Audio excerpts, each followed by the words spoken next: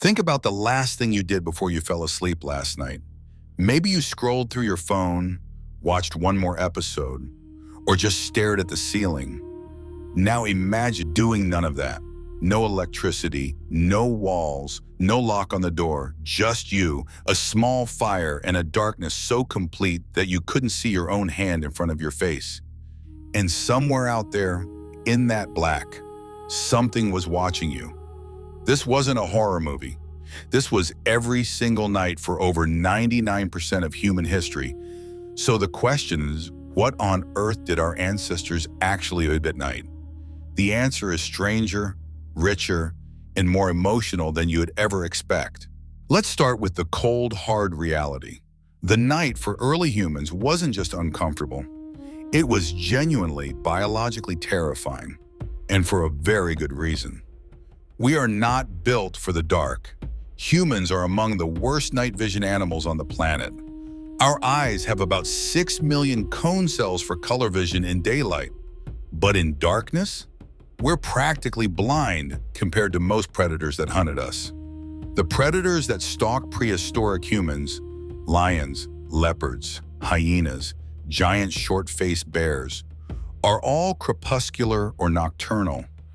That means they preferred to hunt at dawn, dusk, and night, the window when humans were most vulnerable.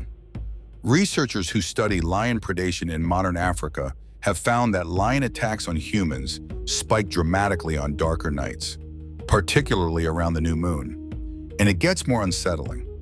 A 2011 study in the journal PLOS ONE examined 500 lion attacks across Tanzania. The pattern was crystal clear. Lions killed far more humans in the days after a full moon, when nights grew progressively darker again, and they preferred to attack in the last hours before dawn.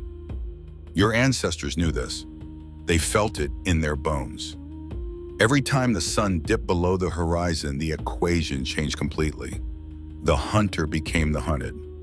So what was the first and most critical thing early humans developed to fight back against the dark?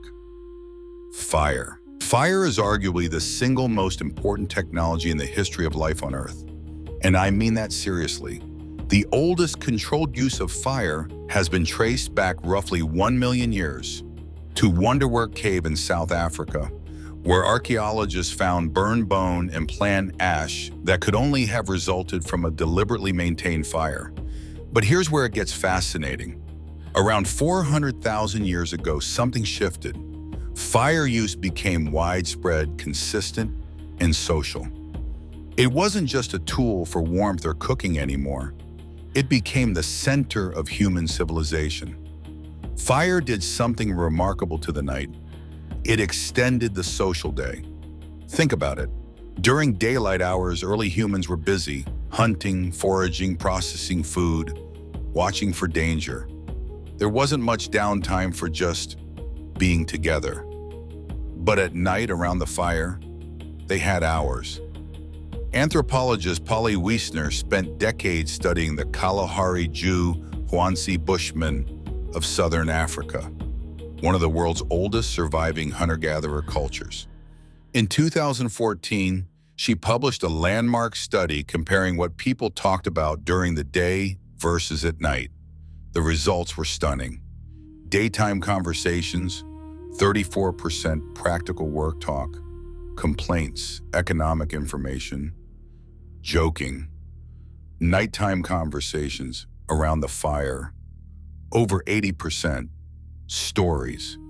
Stories about distant lands, spiritual beings, heroes, journeys, love, loss. Wiesner concluded that nighttime firelight conversations were the crucible in which human imagination was forged, that the campfire, quite literally, created our storytelling minds. Fire didn't just keep predators away. It lit the stage for the birth of culture itself. Deep inside the caves of southern France and northern Spain, something extraordinary happened at night. Tens of thousands of years ago, people descended into the earth, into the absolute darkness of cave systems that went hundreds of feet underground, carrying tiny lamps made from hollowed stone, filled with animal fat, with a wick of twisted moss or lichen. And there, in that trembling, dancing light, they made art. The Lascaux Caves in France, Altamira in Spain, Chauvet Pont d'Arc. Some of these paintings are 35,000 to 40,000 years old. Here's what blows my mind.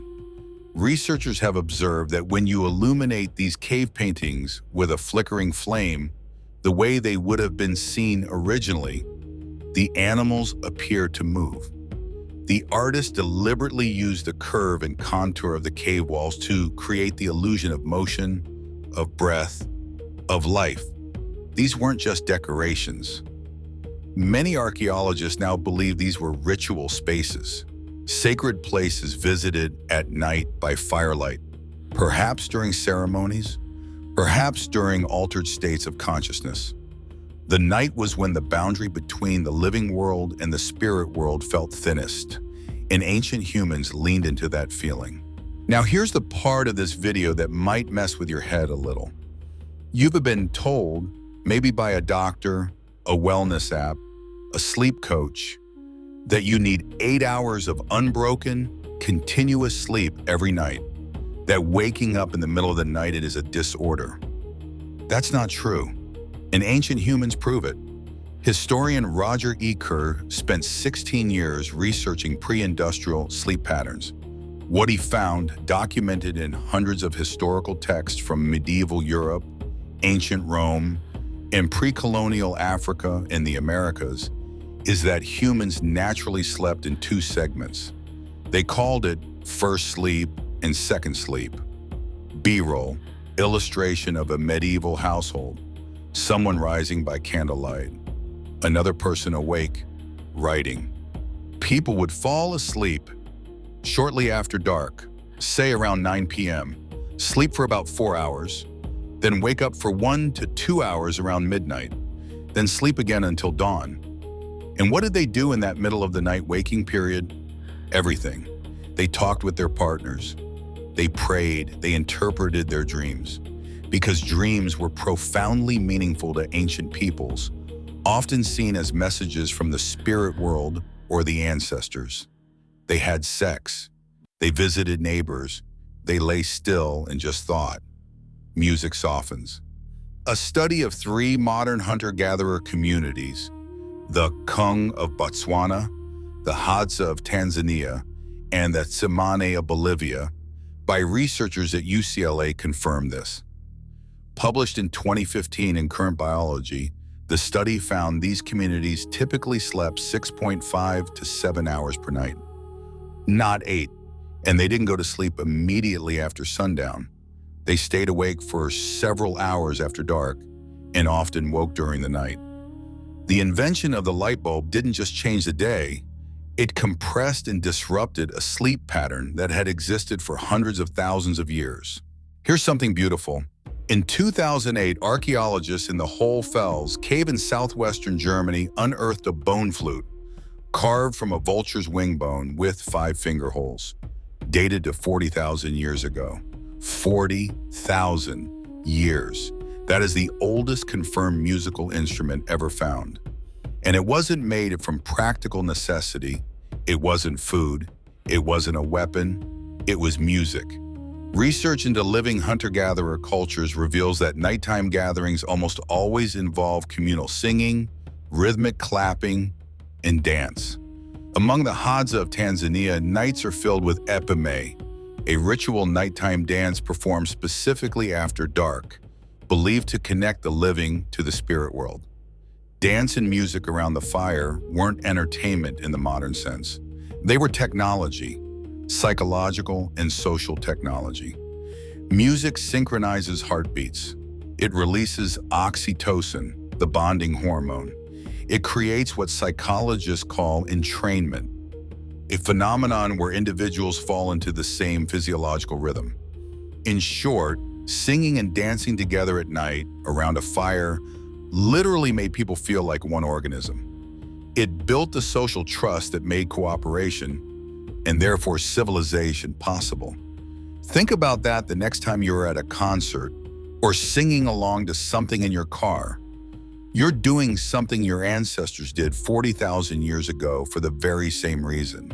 Of course, not everything about ancient nights was beautiful. The darkness brought real terror. Rival human groups could raid a camp at night.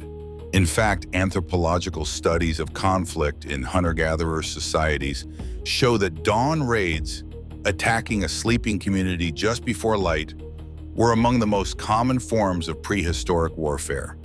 But beyond human threats, there was something even more unsettling: the terror of the unknown. Humans are pattern recognition machines. We see faces in clouds, figures in shadows, movement in stillness. It's called pareidolia, and it's deeply wired into us.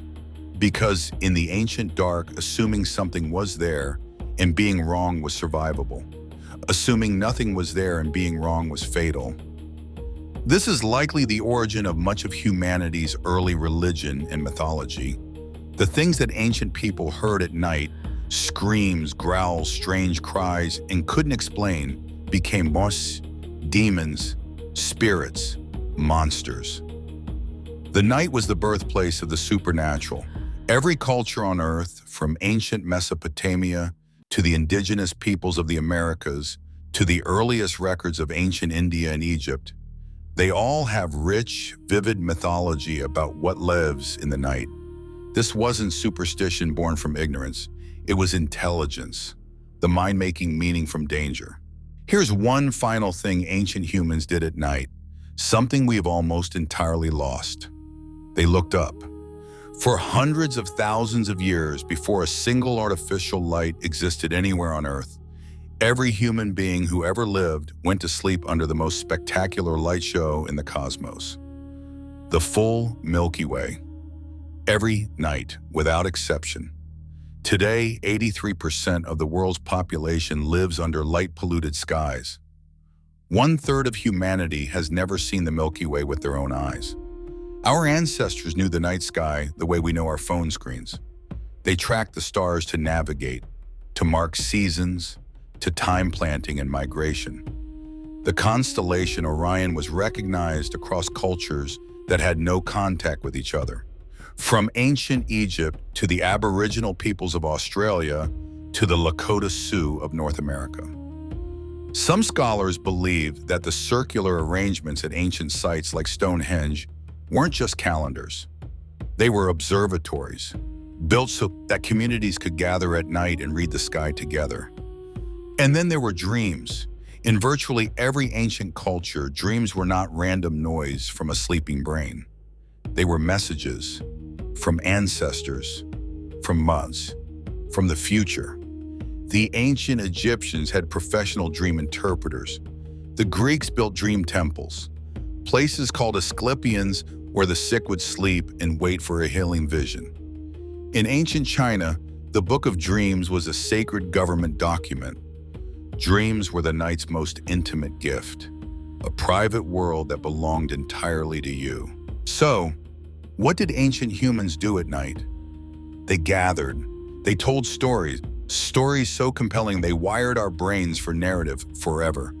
They sang and danced until their heartbeats became one.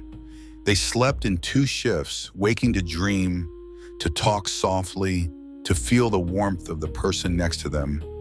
They stared into a fire and invented art, religion, philosophy, and music.